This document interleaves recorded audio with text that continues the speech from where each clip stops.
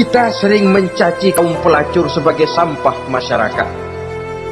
Tapi sadarkah kita bahwa pelacuran di bidang hukum, pelacuran di bidang intelektual, kadang-kadang pelacuran di bidang agama, dalam arti menjual ayat untuk membela yang salah dan menekan yang benar,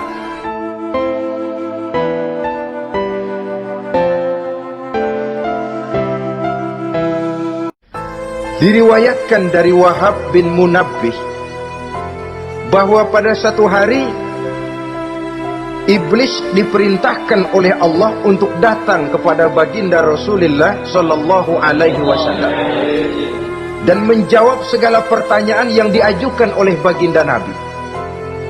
Datang iblis dalam bentuk orang tua pakai tongkat. Jadi iblis itu bisa malih warna, dia termasuk jenis makhluk halus toh, seperti halnya jin dan malaikat itu bisa malih warna sesuai dengan yang mereka kehendaki. Ketika datang, baginda Nabi bertanya, "Man anta?" Siapa kamu? Dia jawab, "Ana iblis." Saya iblis. Jujur. "Limadza ji'ta?" Mau apa kamu datang kemari? Kata baginda Nabi. Dijawab oleh iblis, "Innallaha amaroni an atika wa ujibaka an kulli ma sa'altani." Allah memerintahkan saya untuk datang kepadamu dan menjawab segala pertanyaan yang engkau ajukan kepada saya. Nah, atas pernyataan ini baginda Rasul kemudian bertanya dengan dua pertanyaan. Pertanyaan pertama, iblis, "Kam ikhwanuka min ummati?" Ada berapa sih teman-temanmu dari golongan umatku? Dari golongan umatku, umat Islam ini, bukan orang lain. Kalau orang kafir sih sudah jelas, itu memang CS-nya iblis. Tapi dari umatku, siapa saja yang jadi teman-teman kamu iblis? Menjadi antekmu, menjadi alatmu sejak dari dunia sampai ke neraka nanti. Atas pertanyaan ini iblis menjawab, "Teman-teman saya dari golongan umatmu ya Muhammad, asyarun, ada 10 orang. Ada 10 orang yang merupakan teman-teman iblis dari dunia sampai ke neraka." Siapa mereka? Pertama kata iblis, "Teman saya hakimun jair." Hakim yang curang, hakim yang tidak adil. Ini bisa dimaklumi. Kenapa? Karena hakim diharapkan adalah produk keadilan. Sehingga orang mengatakan seorang hakim adalah seorang yang meletakkan sebelah kakinya di surga dan sebelah lagi di neraka. Kalau adil dia menghukum, kaki sebelah kanan yang akan menentukannya ke surga. Kalau licik dia menghukum, kaki sebelah kiri yang akan menjerumuskan dia ke dalam neraka. Saudara-saudara kaum muslimin rahimakumullah, sesungguhnya dalam kehidupan kurangnya sandang pangan bukan satunya-satunya sebab yang membuat orang menderita. Tidak teraturnya perumahan, kurangnya lapangan kerja bukan satu-satunya yang menyebabkan rakyat menderita. Tapi lukanya rasa keadilan, tidak tegaknya hukum sebagaimana yang diharapkan, itu juga bisa menjadi sumber nestapa, bisa menjadi asal dari segala derita. Oleh karena itu, hakim yang tidak adil, hakim yang curang, yang menghukum tidak berdasarkan hukum, tapi berdasarkan kepentingan, berdasarkan pesan sponsor, hukum bisa dibeli, ada istilah mafia peradilan. Hakim-hakim macam ini yang akan menjadi teman-teman iblis. Dan tiap kali palu akan diketuk, iblis sudah bukan main sibuknya. Kekuasaan di tanganmu, hijau katamu, hijau yang akan berlaku, merah kau ketok, merah yang akan jadi keputusan. Orang lain tidak tahu ini kesempatan untuk jadi kaya, ini kesempatan untuk naik pangkat, Manipulir hukum tidak ada yang tahu karena orang banyak yang awam dengan hukum.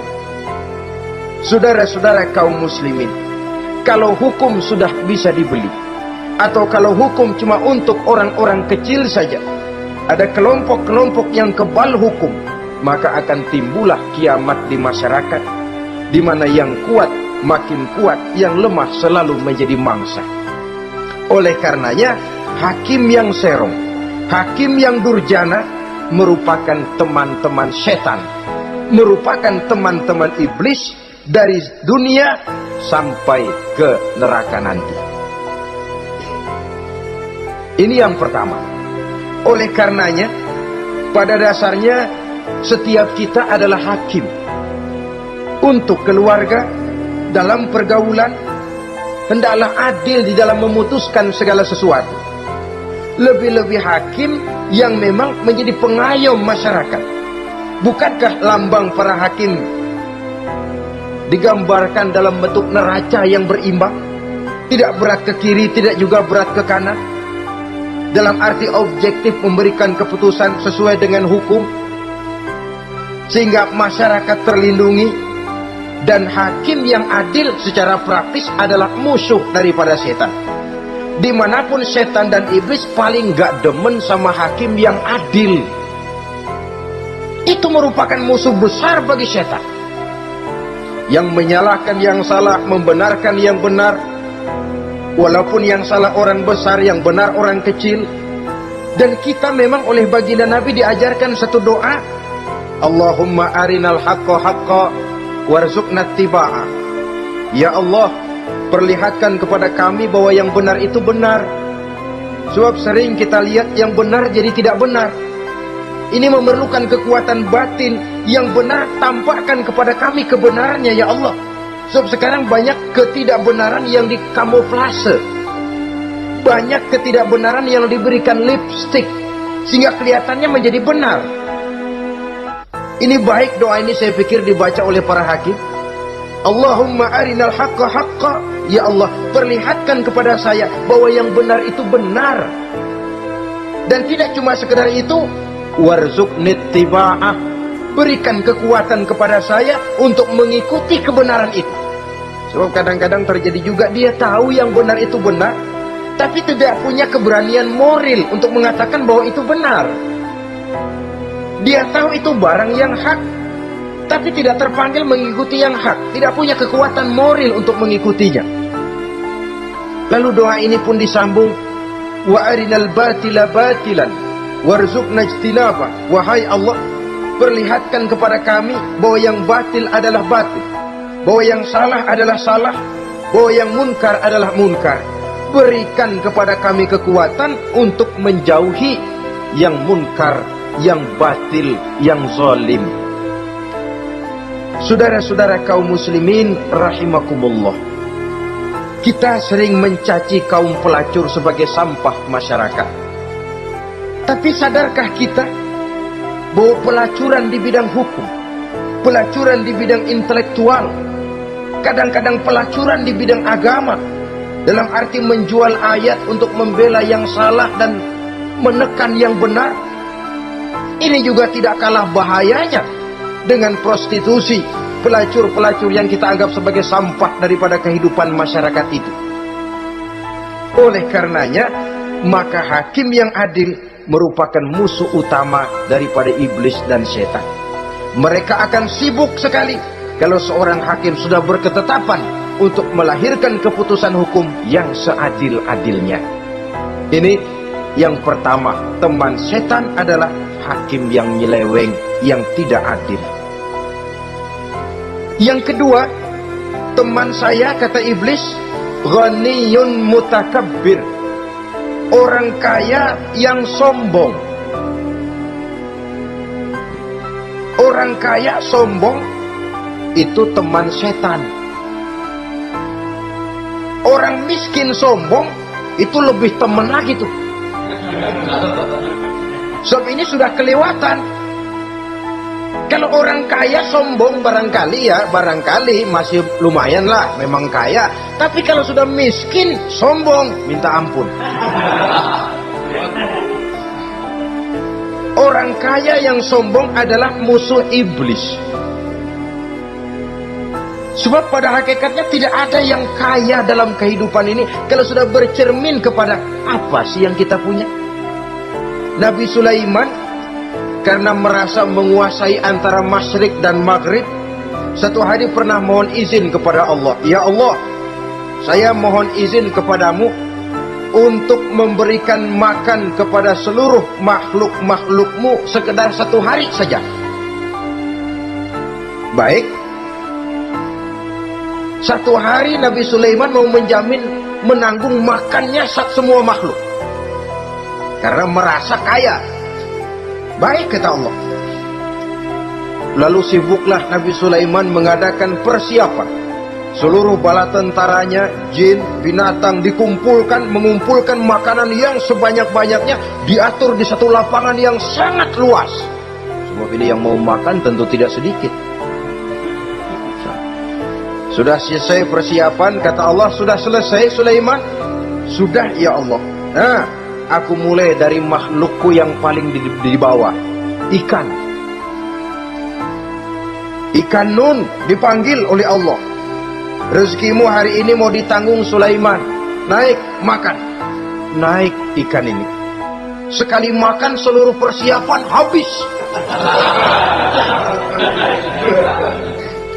Goleng kepala Nabi Sulaiman, beliau sadar lalu sujud, maha kaya engkau ya Allah. Boro-boro nanggung makanan semua makhluk hidup sehari, ikan satu nggak keurusan. Ini baru sekali makan, bagaimana nambahnya?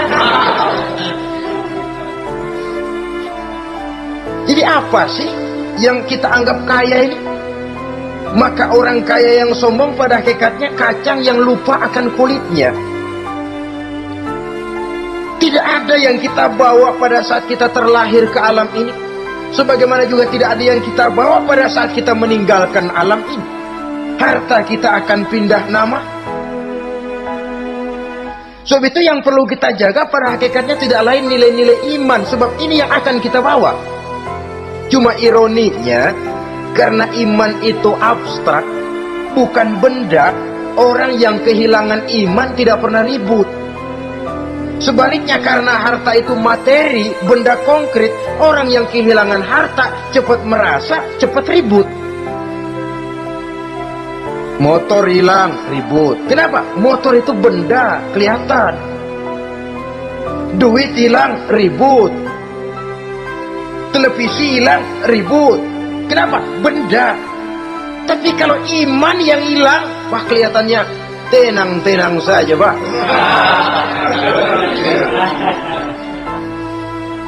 Padahal ini usaha iblis, bagaimana orang kehilangan iman menjadi kafir, masuk grup dia untuk menemani dia di dalam neraka nanti.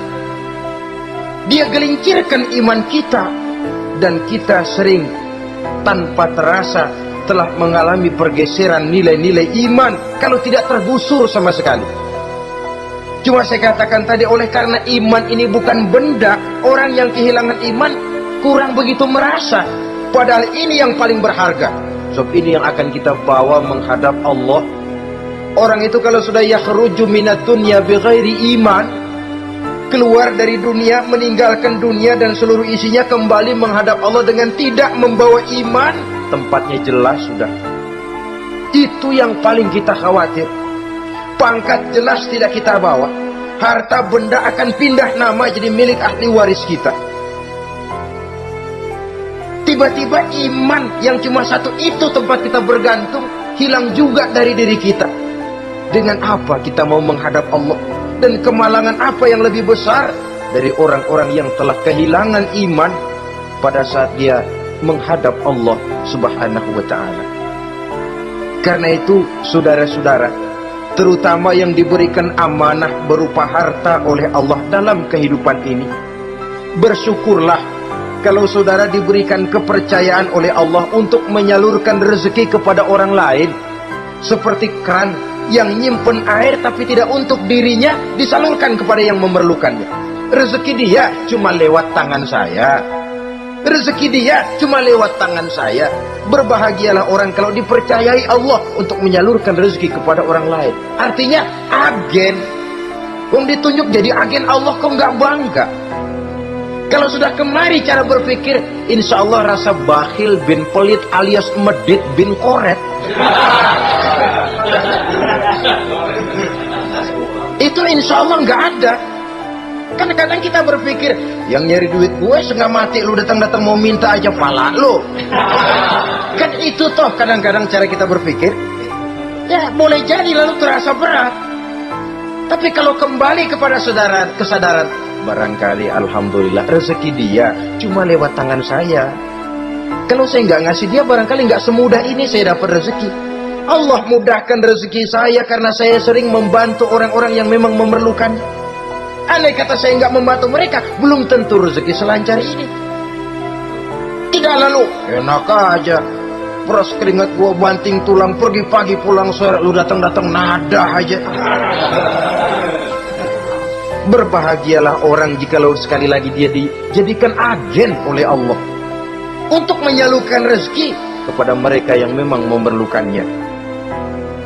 Kalau tidak ke arah itu kita berpikir, yang timbul bakhil. Bakhil lalu bermegah-megah dengan hartanya, timbul kesombongan. Senang lihat orang susah, lalu dia sendiri dengan hartanya cuma to show only, pameran. Lewat di kampung, senang kalau orang melotot, lihat mobilnya yang serba mengkilap, sepatunya yang serba mahal. Senang kalau, wah, semua gaya hidupnya serba jet set, wah, wah, wah. Senang betul kalau melihat orang sudah serba bengong lihat keadaan dia.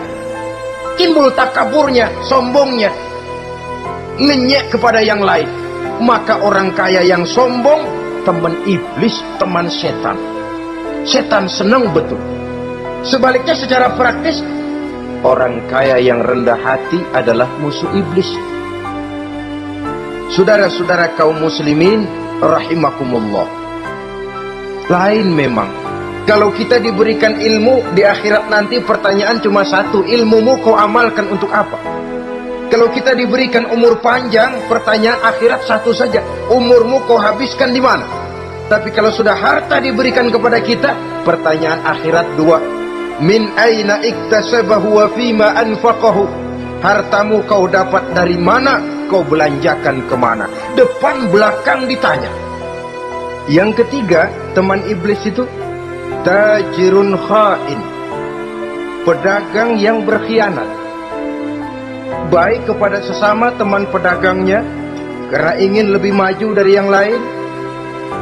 Terjadi persaingan yang tidak sehat di berbagai bidang bisnis,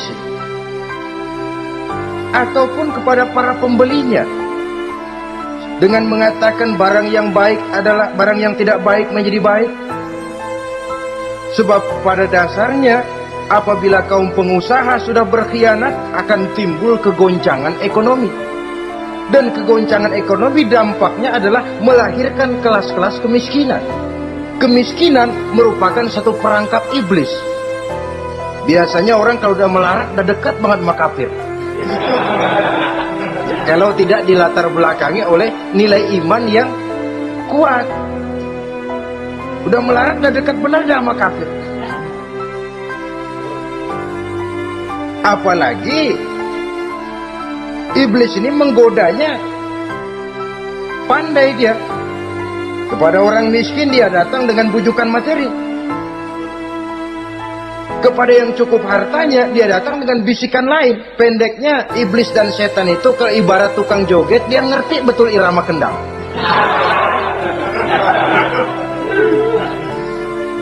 Di mana kelemahan orang itu dia selidiki, dia pelajari, dari arah situ dia masuk. Dan secara strategi perang, iblis dan setan ini posisinya memang lebih menguntungkan daripada kita. Kenapa? Dia melihat kita, kita mah nggak lihat dia. Dia bisa pelajari kebiasaan dan kecenderungan kita. Kita nggak tahu kadang-kadang kelemahan kita. Dari arah itu dia masuk. Posisi dan strateginya lebih menguntungkan daripada kita. Inilah saja yang dapat kita sampaikan pada pertemuan kali ini. Mudah-mudahan ada manfaatnya. Terima kasih dan mohon maaf. Usikum wa nafsi bitaqwallah. Wassalamualaikum warahmatullahi wabarakatuh. Waalaikumsalam.